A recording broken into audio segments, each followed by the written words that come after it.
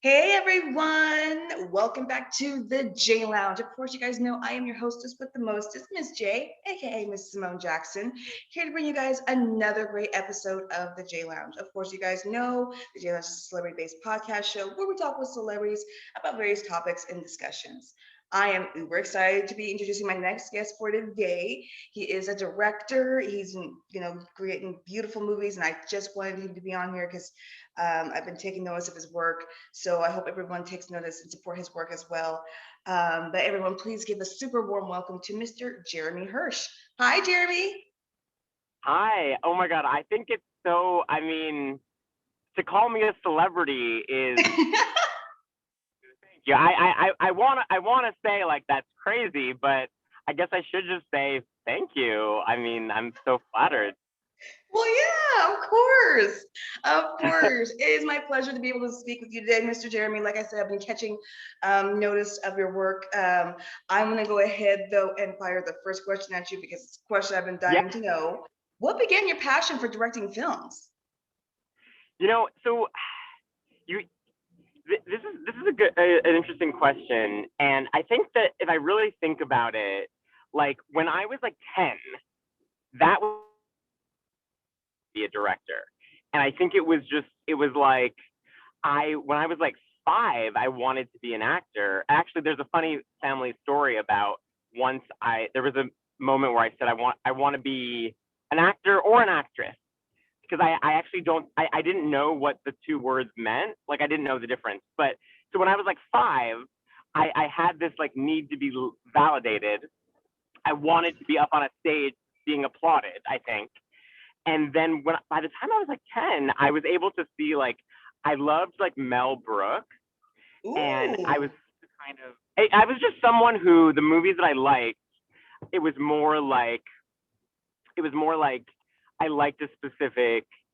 I realized like I it was less like oh I love Julia Roberts movies or whatever, and like it was more I was starting to realize like oh well yeah I want to see all the Mel Brooks movies, and then um so then the other director I loved was the Zucker brothers Mm-hmm. made, and then the my third kind of idol like love as a director was Keenan Ivory Wayans, and he's actually the only one of those that I really still like really respect and am inspired by to this day.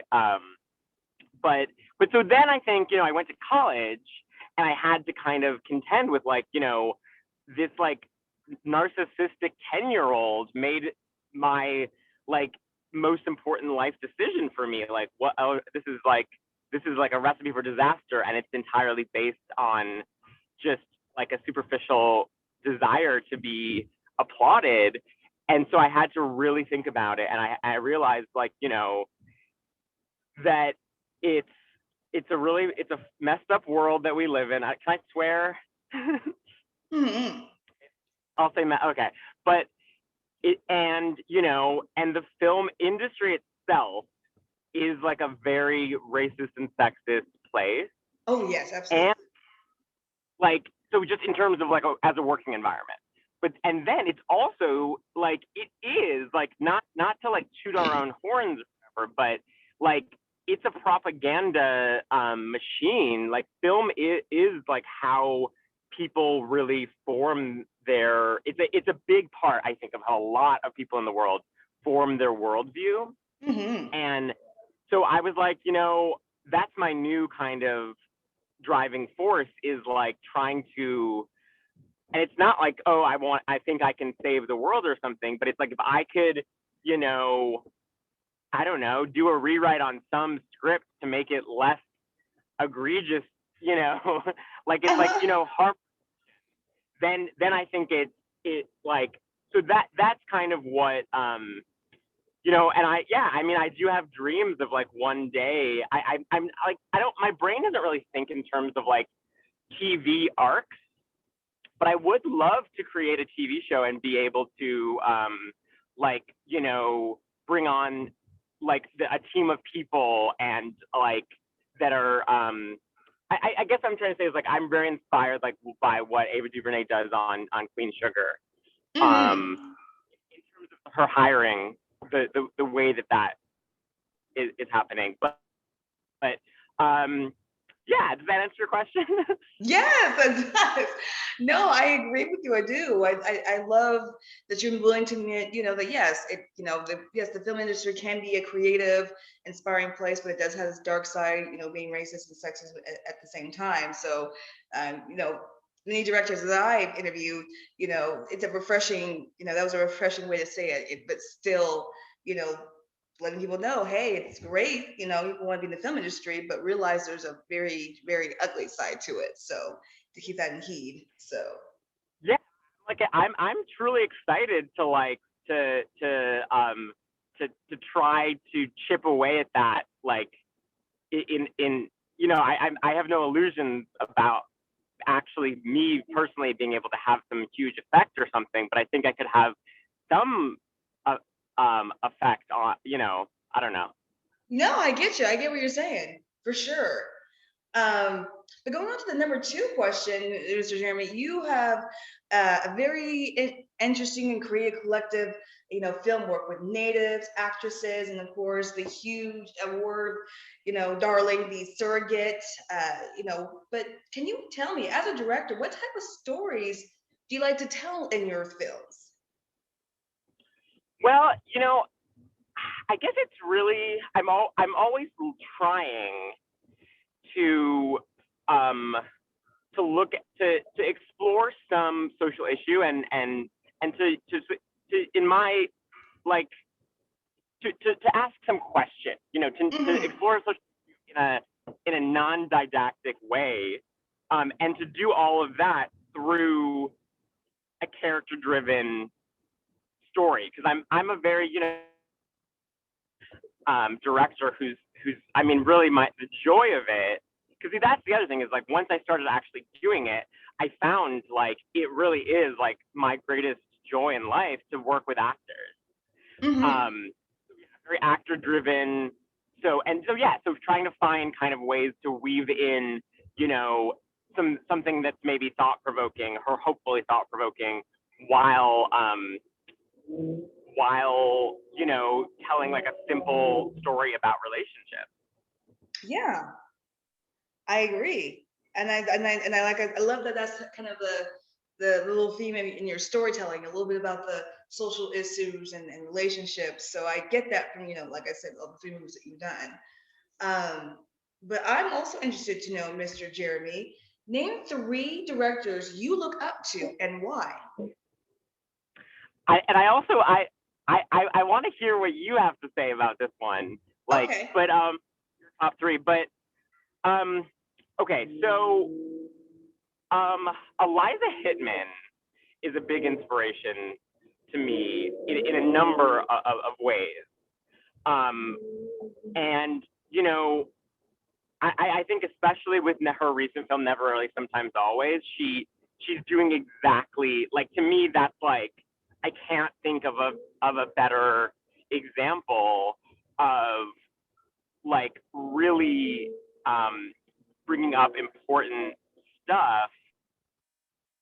Like, the story itself and the filmmaking itself couldn't be more simple and more like, it just feels very real. So it's like, yeah, from a writing perspective, from a directing perspective, like what she does with she's very, very, very visual, which is like something that I struggle with. Like, because I said, like, I am a more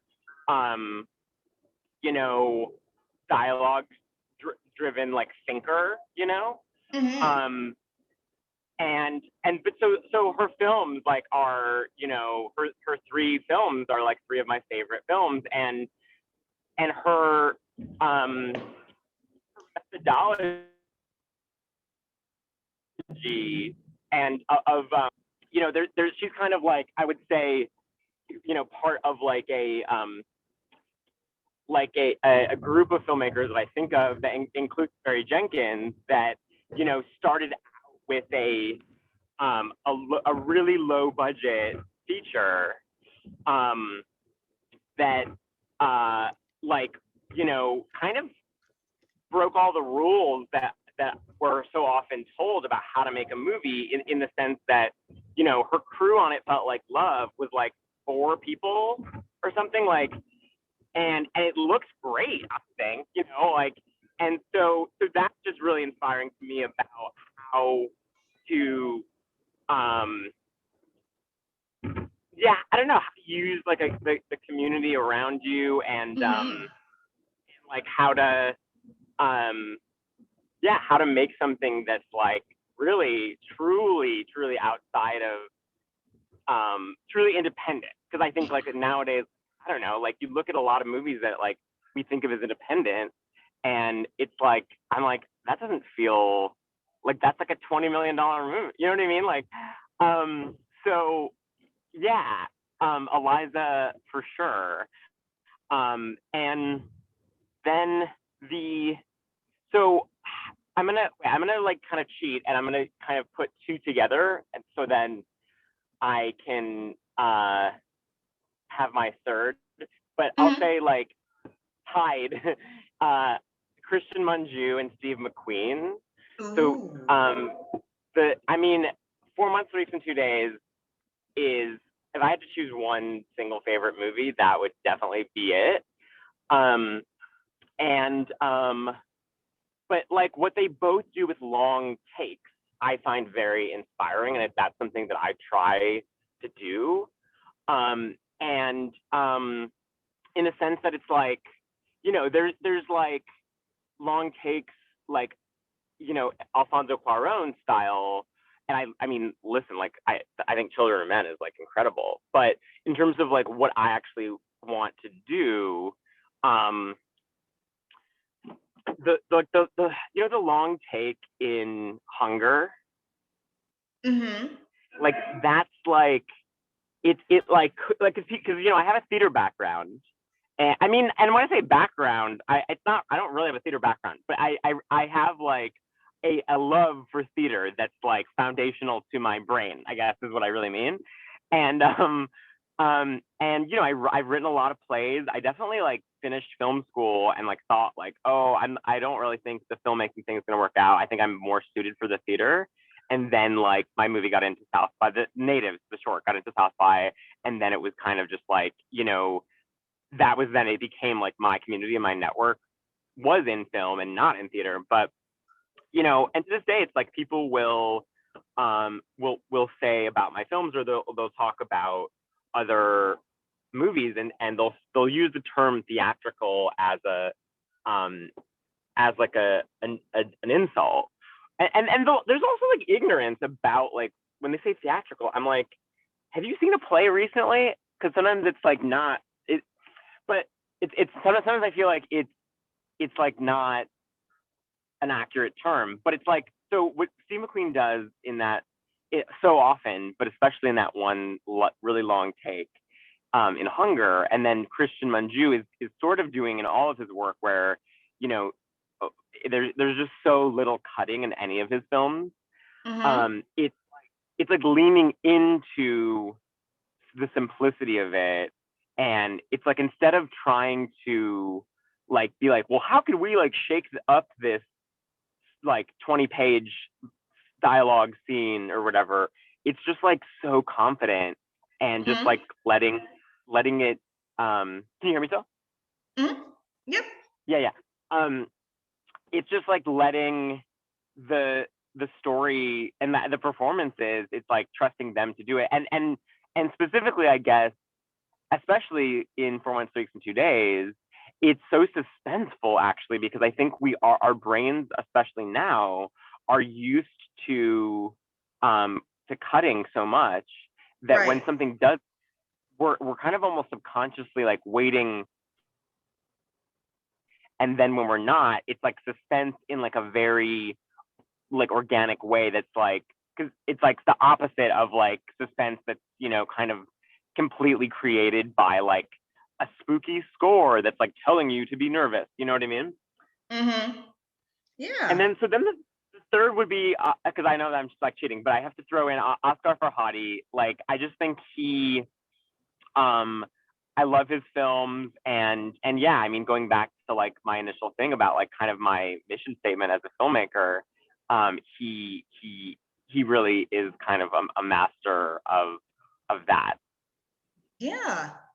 Yeah. And I agree with your choice with Eliza Pickman and Steve McQueen. Okay, I gotta agree with you. I liked the movie Rarely There, but Almost Always. Is that correct? Yeah, never, Oh, rarely, sometimes. Yeah. yeah. Oh my goodness. That film left me just kind of speechless. I applaud her for taking a subject like abortion and kind of really putting some deep meaning into it and without demonizing it. So I applaud her for that. And Steve McQueen Yeah. always makes incredible work. He's just amazing, just jaw dropping.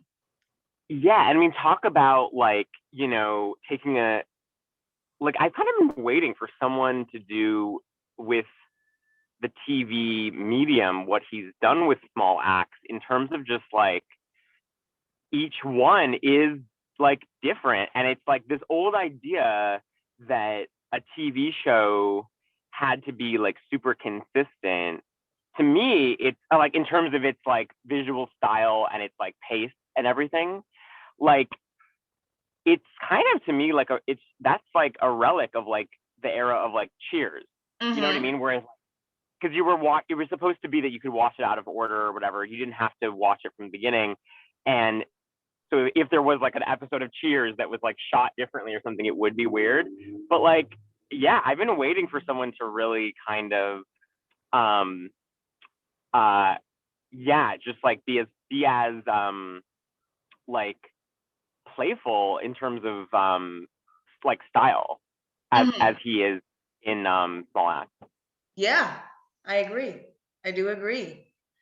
All right, gonna keep it moving on here, Mr. Jeremy. What's your top three? Huh? What's your top three directors that you like love off the top of your head? Just the name.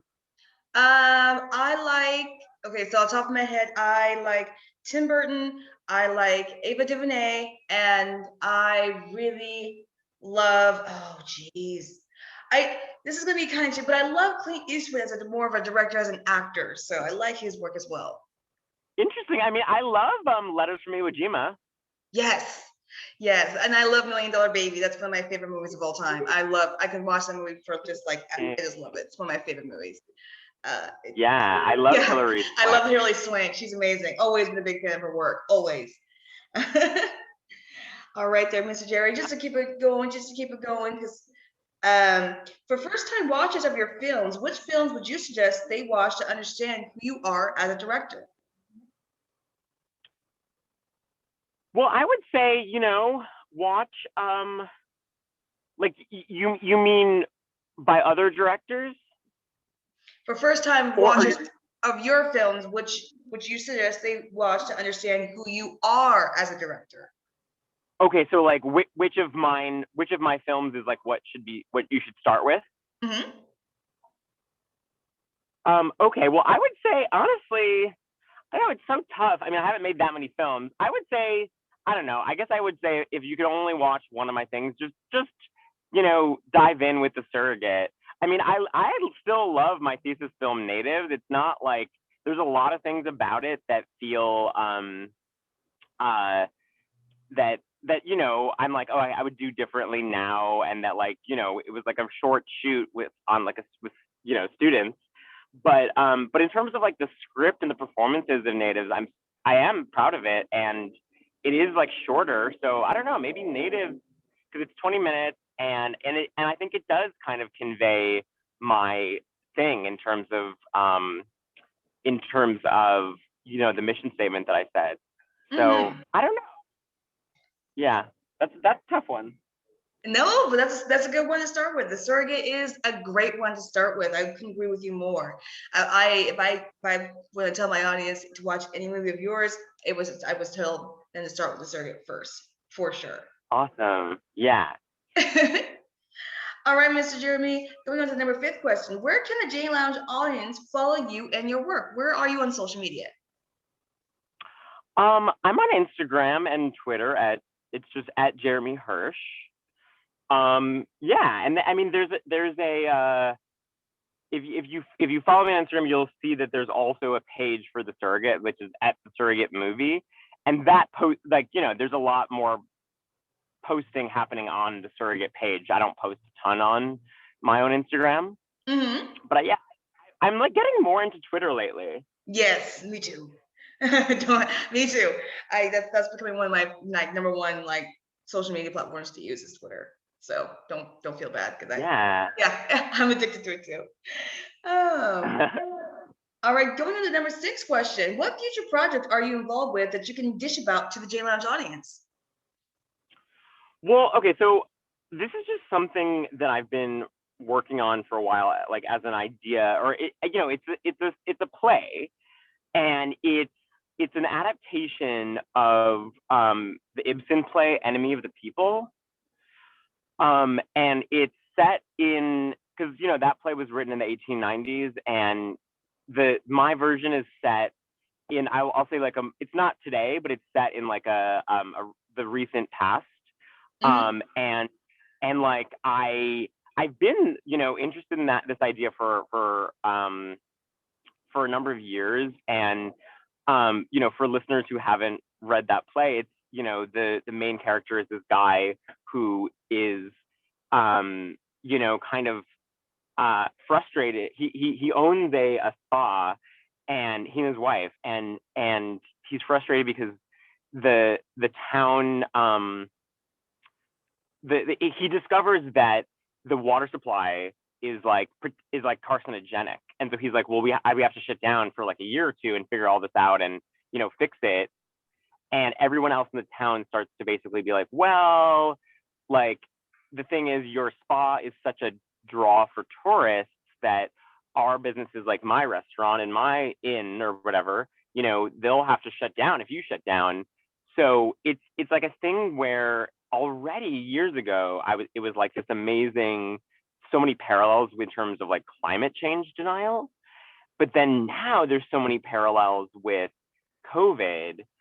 But like the other thing about it is, like, in my idea of it, it's kind of a continuation of a theme that I was trying to explore in The Surrogate, or maybe not a theme, maybe like, I don't know, there's a different word, like motif or something that's more spot on. But so in my version, it's like gender swap. So the owner of the spa is a woman, and I'm basically trying to look at again relationships between straight women and gay men, and kind of look at the ways in which gay men who definitely think of themselves as feminists sort of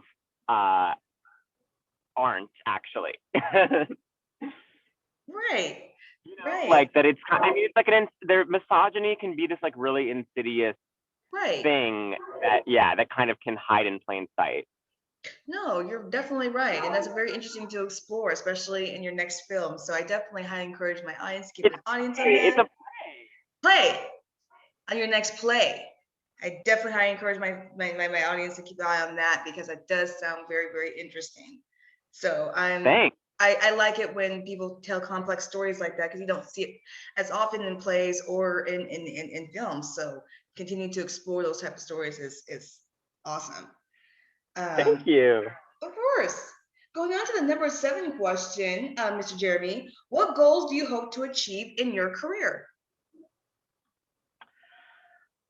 I mean, the thing I said earlier about, like, I would love to, like, be successful enough that I can be useful to others. Does that make sense? Like, yes, it does. I get it. In a Duvernay-esque way, I guess. But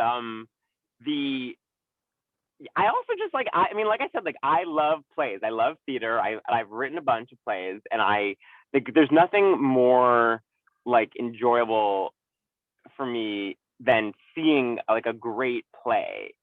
And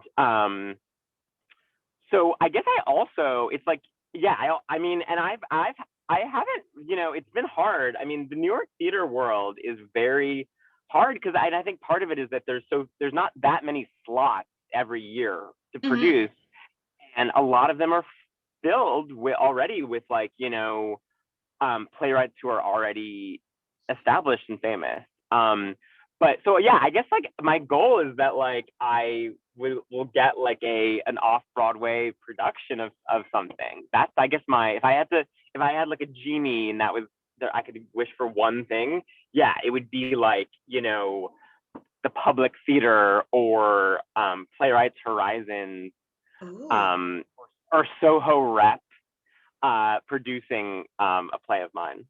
that would be awesome. Like, look, if I had a genie, it would be like to end COVID. It would be like to, whatever. But in terms of like career, yeah. No, I get you. I get it. Yes. And COVID. Now let's get down to the real business, please. I totally understand. Oh, I'm like, my career goal is to become a scientist and solve COVID. Yeah, like that would be great. That would solve so many problems. yeah. All right. Going down to the number 8 question. What other passions do you have outside of film? Well, theater. I think that's the big one. Yeah, I like rock climbing. Like I used to belong before the pandemic to like an indoor rock climbing gym in Brooklyn, and that was fun. Just in Ooh, terms of things that I like that are just outside of art. But yeah, I love plays. that's where you belong. On the Yeah, play stage, writing plays. That's thank exactly where you. you belong. Thanks. Yeah, of course. Going on to the number 9 question. Name 3 actors who you would love to collaborate with on a film.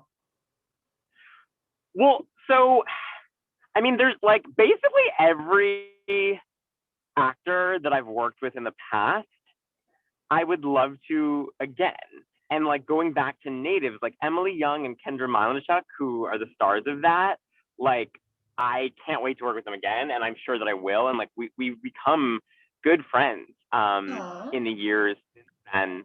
And then also it's like, so um Jasmine from the Surrogate, she's also a writer. So I would love to collaborate with her in like, a different kind of combination, like maybe co-write something with her. Ooh.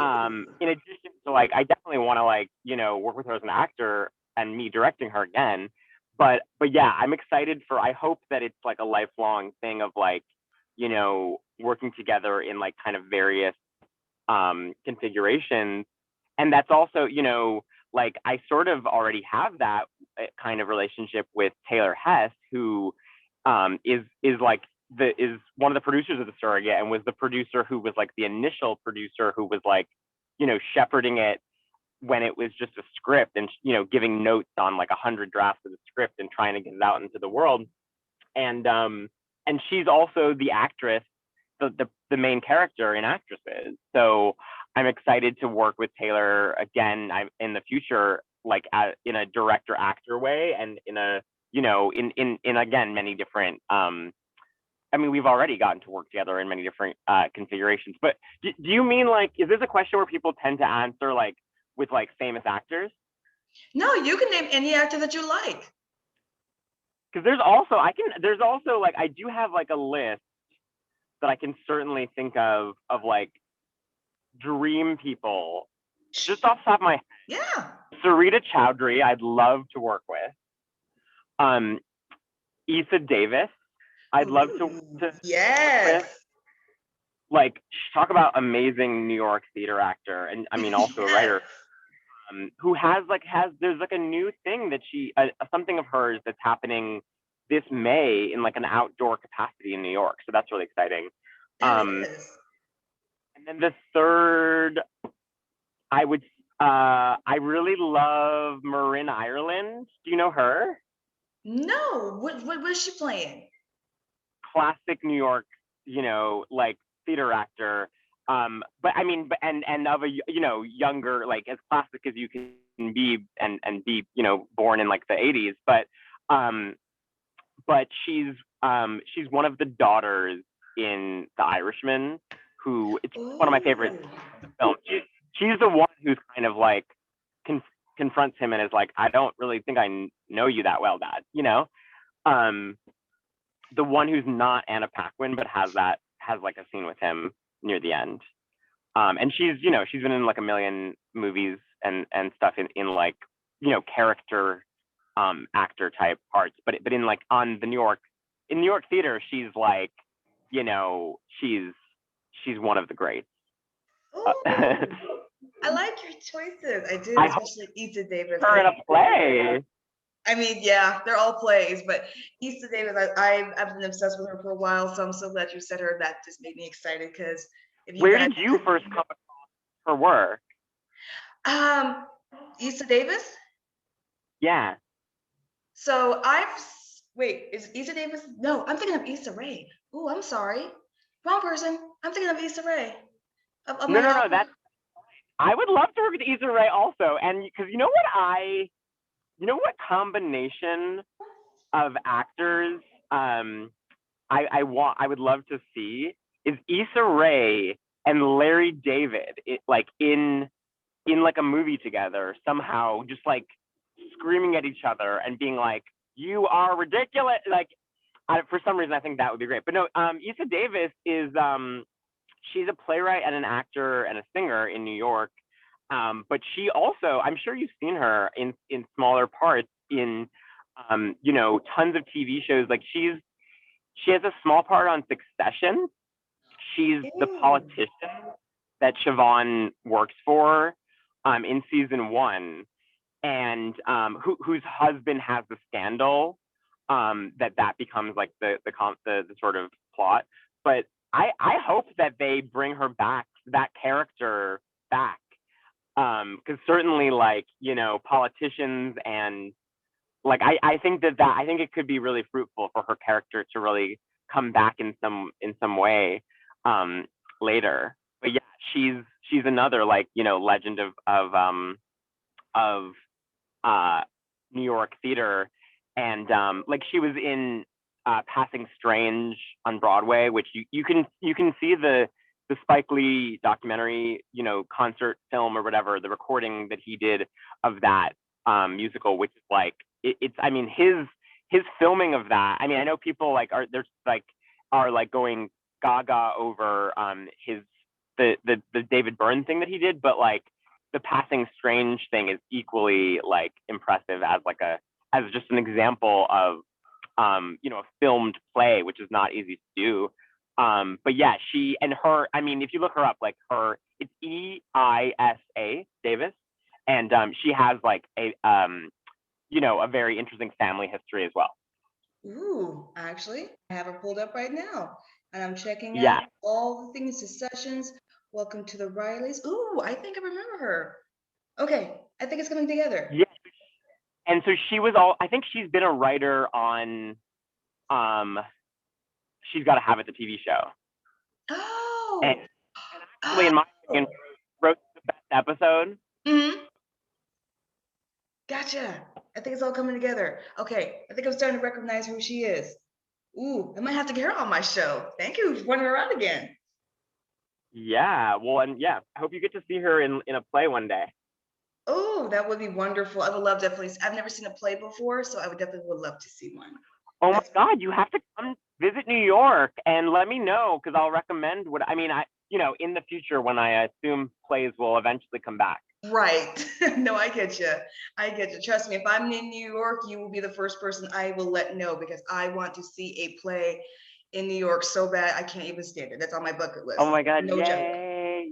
joke. Yay. Awesome.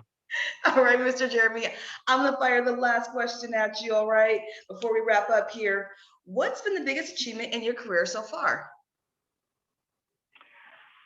I mean, it's like, part of me wants to kind of say, it's just the relationships I've made along the way, like, the end of Wizard of Oz. And that is true. It really is true that it's like getting to have relationships with these amazing, for the most part, amazing women, but also some cool guys as well. Like Jasmine, like Taylor, like Emily and Kendra, Mia, the cinematographer of The Surrogate, Lauren, the costume designer, Cecilia, the editor, who I met early freshman year. Same with Erica, our casting director, who's amazing and just got nominated for the RTOs, it's the Casting Society of America's awards for our film. Yeah, I met Erica beginning of freshman year. So I mean, those relationships are so important to me. But also, I mean, in terms of a tangible like recognition that really was meaningful to me was we won the audience award at this past year's American Film Festival in Wrocław, Poland. And I am like, that's my heritage is all four of my grandparents were Polish Jews who had to flee the Nazis, and many of like I have a lot of family who got killed, in concentration camps and stuff, and so the fact that it was just kind of moving to me that like it was like, oh wow, like I mean, even all of that family history aside, it's like the fact that because we made this movie where like in the script stage, a lot of people were like cautioning me, like, Mm-hmm. this is such a Brooklyn movie. It's such a Brooklyn movie that it might not be something that will translate to anyone who is outside of like the tiny bubble that I live in, Mm-hmm. And the fact that like a bunch of Polish people, like loved the film, it was like, wow, we did make something universal. And we also saw that where like in terms of the online reaction to the film, like the most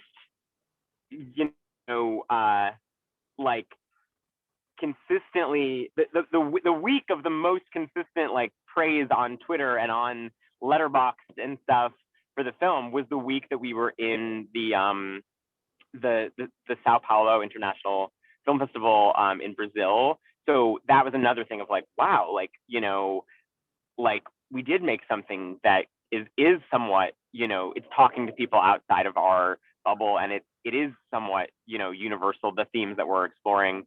And the last thing I'll say is like, I do think that, I had to assume that to vote for our film in by those Polish audience members, like had something to do with also them wanting to show kind of the American film community, because it's a weird festival where or weird in a good way, where it's like it's all American films, but it's in Poland.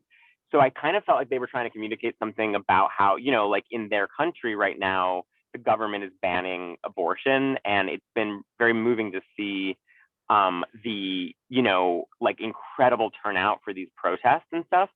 But yeah, it did kind of feel like that audience there was like trying to say like, hey America, just like you guys, a lot of you guys hate Trump and don't want him to represent your country.